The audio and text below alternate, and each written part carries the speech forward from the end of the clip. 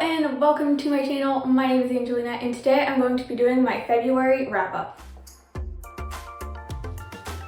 So February was a month. It was a month that I was super stressed with school, and when I'm stressed, I read more, which is an unhealthy habit, but here we are. And in February, I managed to read 28 books, which is a book a day. Which is wild. It's also the first time that I've ever managed to do that in a month, to read a book for every day in a month. So that's kind of exciting, but also most of the books that I read weren't that great. Like my reading or rating average of all the books that I read was pretty low.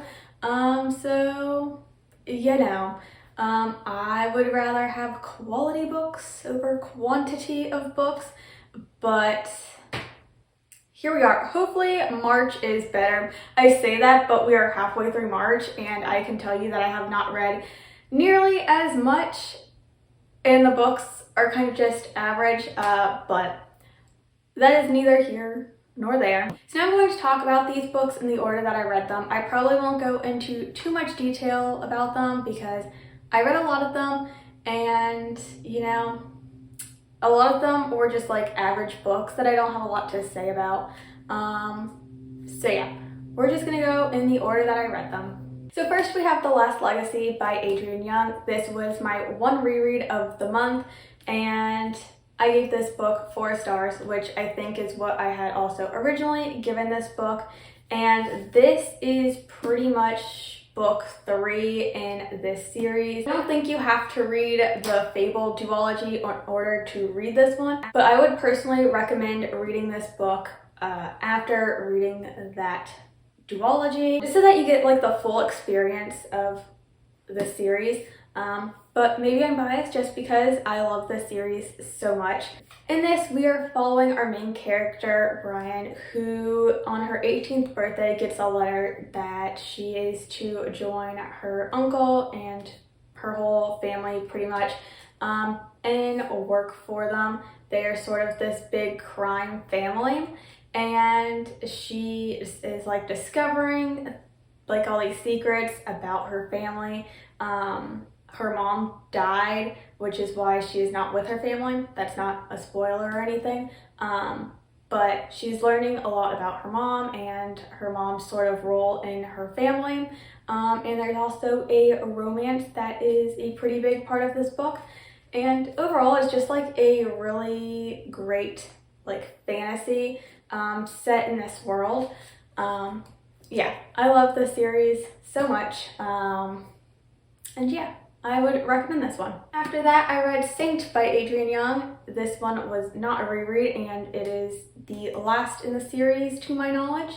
This one is actually a prequel, but again, I feel like you need to read the rest of the books in the series to fully get everything in this, especially the ending. I think the ending would sort of give away some things that happen in Fable. But yeah. I gave this one 4.5 stars. This was nearly a 5-star read, but not quite when sort of comparing it to the other books in this series. But yes, this is sort of a prequel. This follows our main character, Saint, who is the father of the main character of the Fable series, Fable. And it's sort of just all about him, his whole life story, and how he became Saint.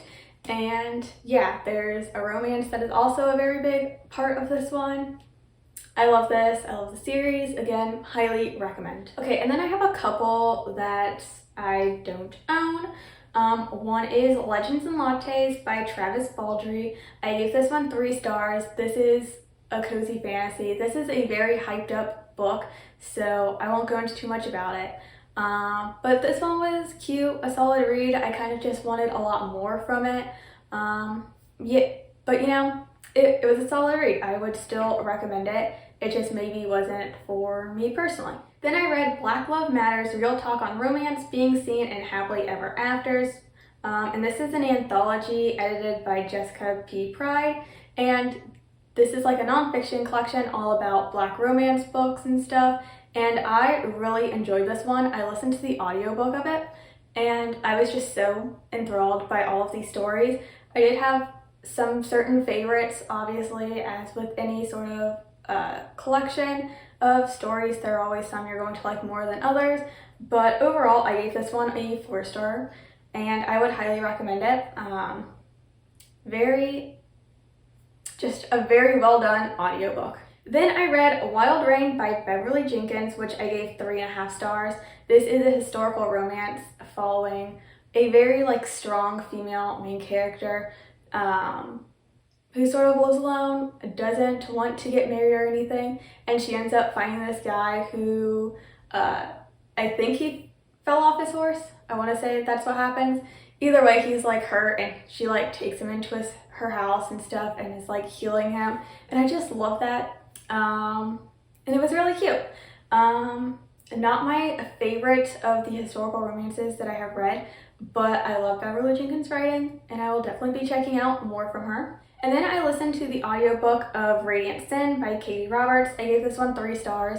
This is one where the first half of the story was a lot better than the second half, but this is sort of a workplace romance, and it was cute, but I feel like the plot sort of got carried away in the second half. And then I read Something Wilder by Christina Lauren, and I gave this one 4.5 out of 5 stars. I really enjoyed this one. This is sort of a interesting type of romance, I guess. This is definitely action-packed, adventurous type thing. It follows our main character, Lily, who her dad passed away, and she ends up doing these guided tours for this buried treasure. And yeah, it's also a second chance romance because her ex ends up doing this guided tour, and he doesn't know that she's doing these guided tours, so they're forced to spend these days together with their very small group out in the middle of nowhere. And then things kind of go a bit bonkers. They end up getting held at gunpoint and things like that. And yeah, it was very, very adventurous, I guess. I don't want to spoil anything, but I also really loved the relationship, and this was just a very fun, sort of lighthearted book, while also sort of tackling a lot about dysfunctional families and stuff. And yeah, I really enjoyed this one, and I would highly recommend it. Next, I read NerdCrush, which I gave 2 stars. I listened to the audiobook of this, and I wasn't a big fan of it. It's supposed to be all about this black teenage girl who does cosplay and is sort of hiding her identity while talking to her crush. But it's sort of jarring getting into it because as soon as the book starts, she's pretty much already established this sort of emailing connection with her crush. And so in person they have classes together and stuff, but she's using her cosplay as something to hide behind while emailing with this guy. And that's all fine and stuff. I just wish that we weren't thrown straight into it, that we got more of what her developing this crush, and not just us being thrown into it. They also work together, and he's telling her personal stuff that she already knows and stuff because she's emailing with him, and it gets a bit I don't want to not icky, but it just makes me uncomfortable knowing that he's telling her all these things and she's sort of pretending not to know. I don't know, the whole relationship dynamic just really didn't work for me. And also, we never get a reason to actually like this dude. He's a very boring, very flat character, and I don't know. So then I read How to Win a Wallflower by Samara Parrish, and I gave this one 3 stars. This is a historical romance following our main character, Charlotte, who has money, but she never wanted to marry and stuff, and she has always had a crush on her brother's best friend, which is this dude. And when he comes back to England from America, he needs money, and they sort of end up with this connection, but it's kind of forbidden because Her brother does not want her having anything to do with him. And yeah, it was kind of fun, but this one is a bit forgettable, which is why I'm giving it a 3-star. But it was fun reading it in the moment. And then I read quite a bit of manga all at once. So I read Sakamoto Days Volume 1, which I gave 4 stars. This is sort of wacky. This is wacky. It's about this guy who used to do bad things, but he ends up getting a family, and he's like determined to be good now, while running this sort of like grocery store type place. And yeah, this was fun. I'm definitely going to continue in the series. Then I read Megumi and Tsugumi, which I gave 2 stars. My friend recommended this to me, and I knew nothing about it. But this is sort of an Omegaverse novel between 2 guys.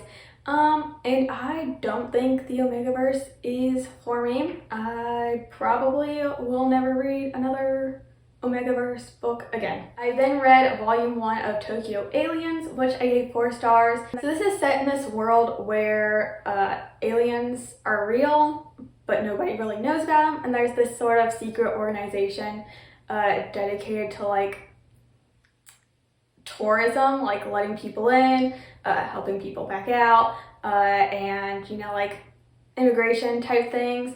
And one day our main character gets on this train and he's wondering why nobody else is on the train with him. And then he finds out it's only for people who can see aliens and stuff. He's like, I can't see aliens. That sort of thing. It was really fun, really entertaining. I liked where the plot was going, and this is also one that I will be continuing. Then I read Always the Almost by Edward Underhill. I gave this one 4 stars, and this is a really sort of cute book, and it follows our main character who is trans, and he just got out of a relationship. They broke up when he transitioned because the guy he was with did not want to be with another guy, and our main character is sort of struggling with that. He also plays piano, and he has this big competition coming up, so he's sort of like going through a whole bunch of things. And then this new guy at school appears, and they sort of get into a relationship. It's sort of messy, but I really loved it. It was really sweet and cute, and I would highly recommend this one. Then I listened to the audiobook of 1919 by Eve L. Ewing, which I gave 2 stars. And this is sort of like a poetry collection. And I am just not a poetry girly, This one just really didn't work for me. Like, I get that they are all connected from this one event, but it also did not work for me. Then I read The Orc From the Office by Kate Pryor. And this is another like monster romance. He's obviously an orc. I gave this one 3 stars, but this one follows our main character who is like having like trouble getting this desk drawer open, and this orc guy ends up coming in to help her, and she ends up like elbowing him in the nose, and then he starts bleeding, and that is like the orc mating tradition. So now they're like mated and stuff. And it's just really silly and fun, and it was a good time. And then I read The Rebels by Nadia Sayre, and I gave this one 2 stars. This one was interesting. I like the premise of it. It follows like this badass female main character who is with one of her best friends, and they're like out, I think they were out camping, and then like this whole like big event that like I won't really get into, but now they're sort of like living this dystopian post-apocalyptic world, and they sort of like start a revolution to take back their lives and stuff, I guess you could say. Lots of trigger warnings for this, specifically like for violence, death, sexual assault, that sort of thing. My complaints, I have like a whole Goodreads review, which my Goodreads is always linked in the description, but mainly my complaints were just like the pacing, the writing sort of itself, also sort of like mentions of OCD used as like a joke, which I'm not a fan of, sort of things like that.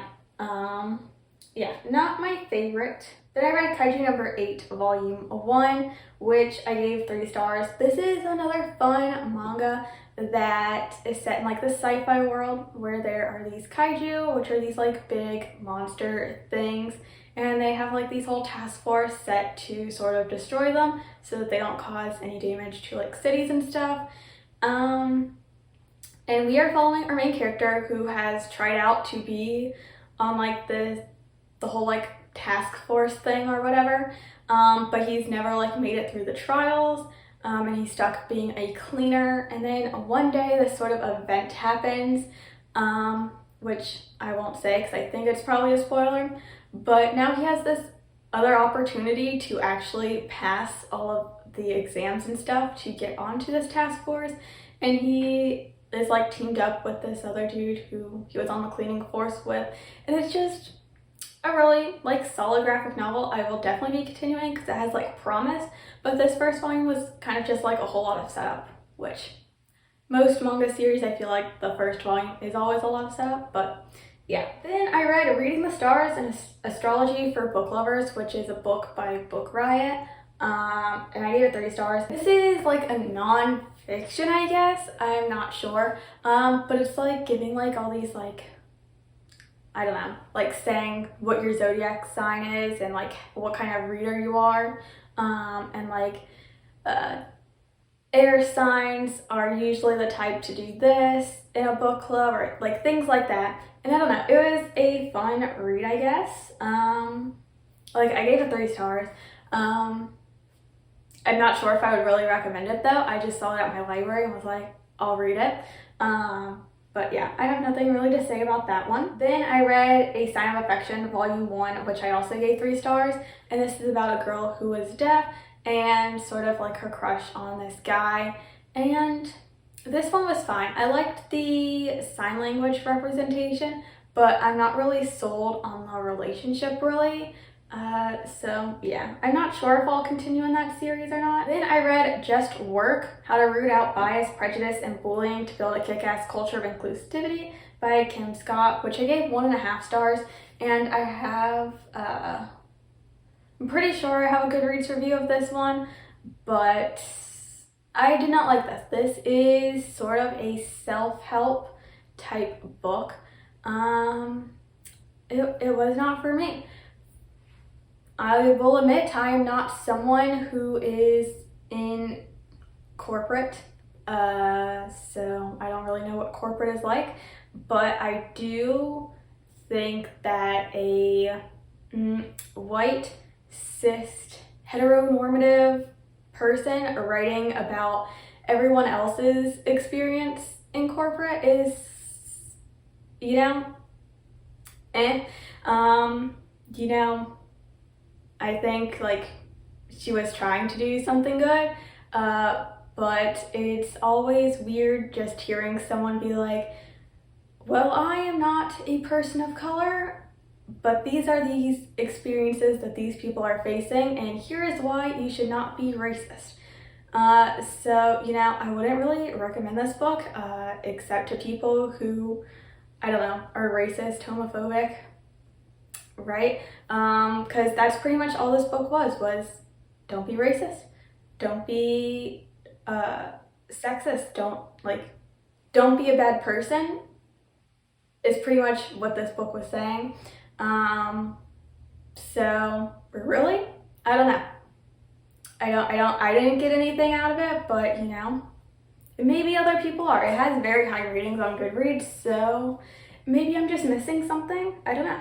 And then I read The Secret Life of Bees by Suwon Kid. This is a classic. And I gave this one 4 stars. This one actually shocked me with how much I liked it. But I have this poster of the top 100 books, and this was one of them. so this is pretty much the only reason why I picked this book up, was just so I can scratch that little box off. But I actually really like that. This follows our main character, what was her name? Lily, who is she's like this young, I think she's like 13 or 14, but she sort of has this like bad family life. She has this like traumatic event that happened to her with her mom, but she lives with her pretty abusive father. So she ends up running away, trying to sort of figure out her mom's like past and stuff, and she ends up going to this house of beekeepers, and it's 3 black women, which during this time is pretty much, it's set in the South, I think right when black women are allowed to start voting.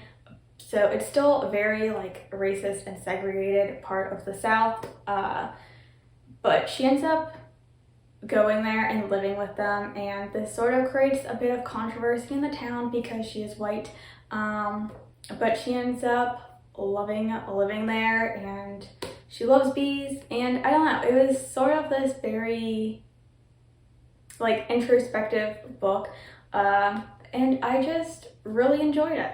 There are a lot of quotes in here, which is fun because this copy that I have came from the used bookstore and someone had annotated it, and that was also fun, just getting to see what they annotated about it. But yeah, this one kind of shocked me with how much I ended up enjoying it, just because I'm not really a classic reader type of person.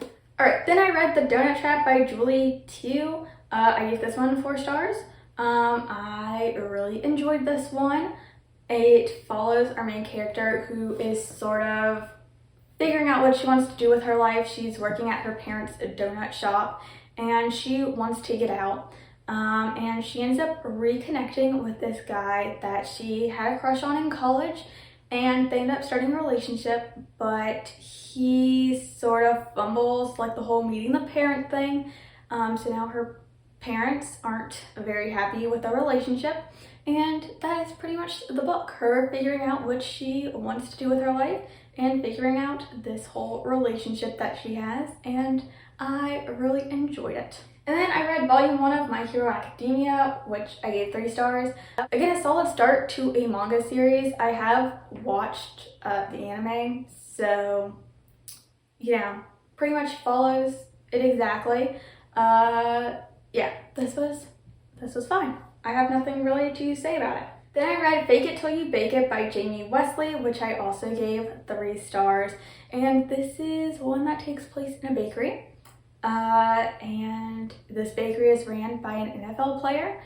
And, you know, he just wants to get his business up and running. But one day, this lady comes in and she's, you know, criticizing his bakery. And it turns out that that lady was the granddaughter of his NFL coach person. And she herself was on this reality competition that ended up making her like the most hated woman because of her decision on this reality competition. So now she is being forced to work at this bakery with him, and so they obviously don't really like each other, but they do. And then they end up having to fake date for publicity reasons, and yeah, it was really cute, but not my favorite. Again, 3 stars, a solid romance read, but not my favorite. Then I read One Night Only by JC Lee, which I gave 3.5 stars. This one follows, so this is book 2 in a series following these 3 sisters.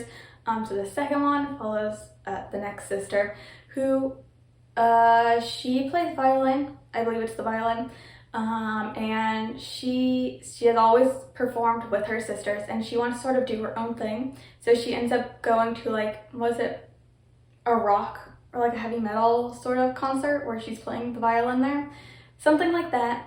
And she ends up meeting this guy, and they have a one-night stand, and then she ends up pregnant, but she knows nothing about this guy until one day her father brings him home because he wants this guy to become the like CEO of his company or whatever. So now they are forced to be together again. Obviously she's pregnant, and it's sort of their relationship, and it was really cute and I liked it. Then I read Circling Back to You by Julie Tew, which I gave 4 stars. So this is the author who wrote The Donut Trap.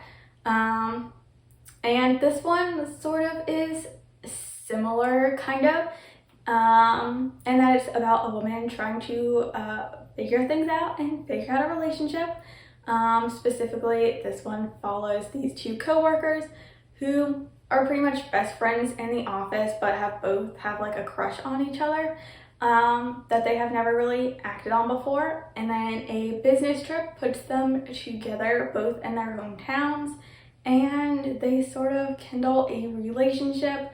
But our main character, she has like a lot of family issues going on, and she doesn't really know if she wants to stay at her company or not, and just things like that. I really enjoyed it, and yeah, I would recommend either of those books by this author. Also, she has a new one coming out that I'm really excited for. I believe it has to do with like a florist, I think, but the cover was really cute. And then I read A Proposal They Can't Refuse by Natalie Kanya, which I gave 2 stars, and this one was disappointing. I had an e-arc of this, which I tried reading, but I couldn't get into the writing style. And so then I ended up trying the audiobook, but I still could not get into it. So I finally had like a physical copy from the library that I checked out, and I just pushed my way through it, and honestly, I should have DNF'd it. But yeah, this one just wasn't for me. But it's sort of this fake engagement between these 2 people who used to be best friends, but their grandparents end up blackmailing them to have this like fake engagement in order to get their respective companies, and to like do their own things with their companies or whatever. And it was fine. The relationship was fine. The plot was fine. Everything was kind of fine, and I wasn't into the writing style, so that's why I gave it 2 stars. Yeah, not my favorite, but a lot of other people have enjoyed it, so maybe check it out still. I don't know. And then I read Volume 4 of Jujutsu Kaisen, which I gave 3 stars. Honestly, I'm not sure if I'm even going to continue reading this. I do really like the anime, but something about the manga just isn't hitting the same. But yeah, it is the 4th in the series, so I can't say too much about it, but I think I've given every single one 3 stars. But that is all 28 books that I managed to read in February. Again, just very average books. I hope your guys' reading month went a lot better than mine did. Hopefully you guys found some 5-star books. And yeah, thank you guys so much for watching. Don't forget to leave a like and subscribe and leave a comment about whatever you feel like commenting about. And I will see you all in the next video. Bye!